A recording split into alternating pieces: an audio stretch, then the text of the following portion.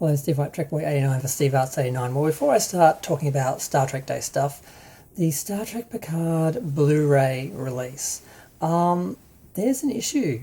And I wasn't expecting this because collectors of physical media will tell you it's important to collect physical media because you never know when the studios are going to change or edit a movie or TV program, and then you won't be able to get the original.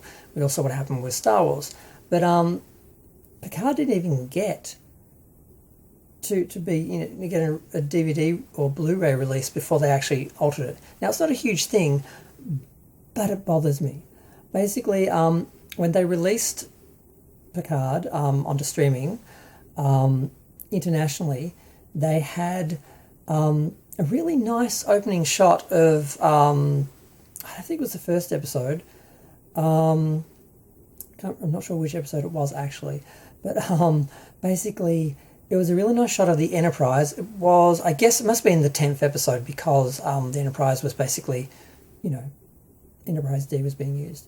And it starts off, there's a blue nebula in space, and you just see the Enterprise coming on an angle and just coming up towards the camera and going past, and you get to sort of go in between like the saucer section and that sort of little space there, which felt very traditional, but at the same time, the angle, the way the ship turned and everything, it had a dynamic sort of look that, felt like modern Star Trek and the effects from the modern Star Trek and all that. So it worked. And the ship looked accurate, and it looked exactly the same, and it felt the same, even though it was, different and updated. And, apparently that was the one that went out to Amazon Prime and the international services, streaming services.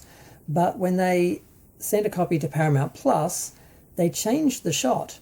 Now, if they had a placeholder shot in place, or they didn't have a shot finished, so they had to pull an old shot from the remastered Next Generation or something like that to fill it, it would kind of make sense.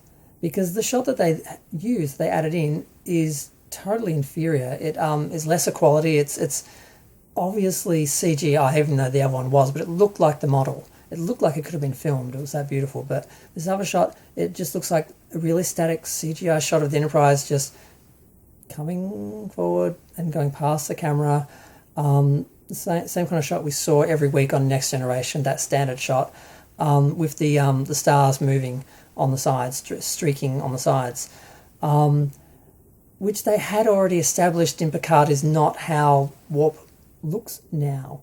Now, they changed it because they wanted to look more like Star Wars back in Discovery, and Terry Matalas managed to negotiate a sort of halfway point where they still have the sort of Star Wars hyperdrive that they're in, which is like the blue-white sort of stuff going past. But you can see through it the stars in the background streaking. So you sort of have half Star Wars hyperdrive and half, Next Generation warp drive. And they don't even use that. They have the regular warp drive from Next Gen, which doesn't match the rest of the effects shots in the series. So it's awful. It doesn't make any sense. It doesn't look as nice. It doesn't fit in with the other effects. It doesn't fit in with how warp looks in this series and this era. And that's what they put in to replace a shot that did work. And I'm like, why? It makes no sense. So international audiences got to see the original shot, which was nice. Paramount Plus people got to see the other one, and then they eventually changed the Amazon Prime version as well. So eventually people started seeing that version, and that's the version they're putting on DVD.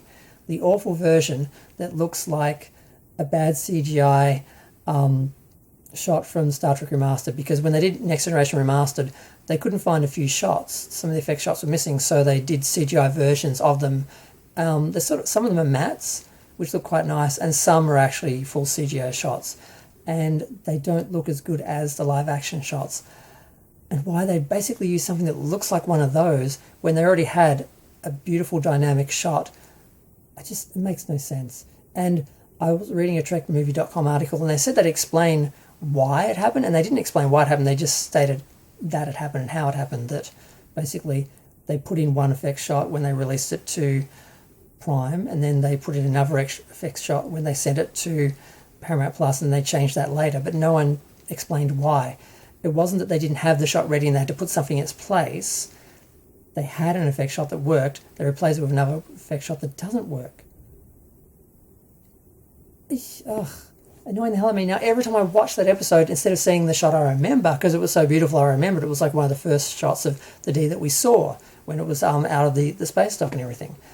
That's going to annoy me forever.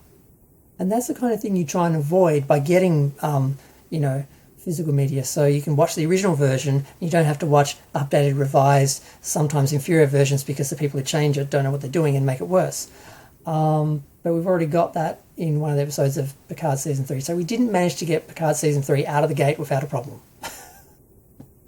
But yeah, I'm going to go. Feel free to share, like, comment, subscribe. Let me know what you think. Things like this do drive me mad and I hate this. But yeah, it'd be nice if they had like both versions or something. I don't know. I'm going to go. Feel free to share, like, comment, subscribe. Thanks. Bye.